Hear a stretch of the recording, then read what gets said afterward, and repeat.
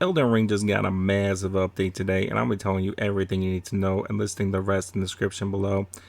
We got some major changes. We got a brand new NPC jar barn, 4 new quest lines for the following NPCs: the Alice, Nephiliologs, Kennetheot, and Gatekeeper Godstone. They've also added some summonable NPCs in multiple situations because it was kind of lax on that. We didn't have much of that. So that's nice. Increase the number of patterns of objects players can imitate while using the Mimic Veil. They've also added some night background music for some open field area. I love the music in this game, so I'm looking forward to hearing some of that. There's like 20 bug fixes in this patch. I'm going to be listing all of those in the description below, so you can check out all the bug fixes and more in the description below. Moving on, we have some serious nerfs and buffs. First off, 2 of the favorite items in the game, I know, the Sword Knight and Flame and the Mimic Ash, both got nerfed. So the Sword Knight and Flame, the weapon damage isn't nerfed. Yes, of course, they nerfed the skill damage because people were ODing on it, and it was really OP for just 2424.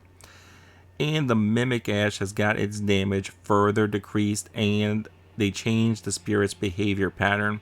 Talking to a couple people recently, because I've been offline, they said it's kind of trash now, but I haven't really tested it post patch, so I'm gonna see. But it is supposedly significantly nerfed. So is it still the best dash? Do not know.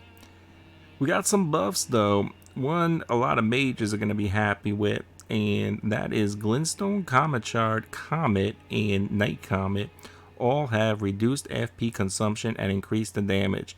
So we all know that Comet caused just too much FP for how much damage it did. Damage wasn't bad, nice to see a little bit of a buff, but it did cost too much FP for the spell.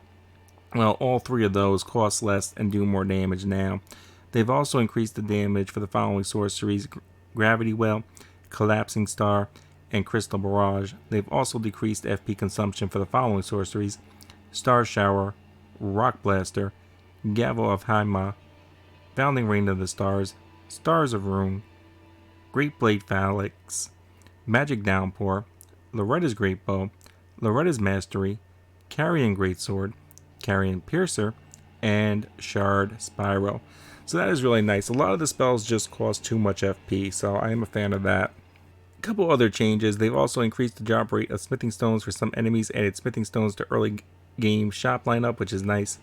Gotta get those low levels. Like when you're playing new and you got all these 10s like first playthrough, you should have some smithing stone access early on. At least get a couple levels up on it.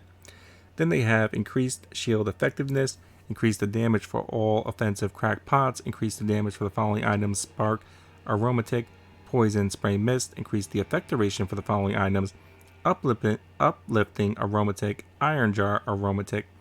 They've also increased the HP healing for Torrent when using the following items: Roa Raisin, Sweet Raisin, and Frozen Raisin. Didn't know anybody was ever using any of those for the horse. Always just use the heal, but apparently those got a buff. And they have raised projectile speed and range of the Great Glintstone Shard. They decreased the Ash of War Horror Frost Stomp damage and increased the cast time. Oh, let's face it, that shit was too OP and do beat the game in under 30 minutes. I don't think they liked that. Anyway, they increased Ash of War Bloody / Self-Inflict damage while slightly lowering the damage and increasing the cast time. Guess so you can't run around killing people anymore. Well, we'll see. They also increased the FP consumption and lowered the duration of Ash of War Barricade Shield, and changed FP consumption timing of Ash of War Prelate's Charge. They go on to say other enemy and weapon balance changes. And that's all the major changes for the game. There are some bug fixes, a couple of which will be significant to you. So I'll have all of those in the description below. I hope that helps.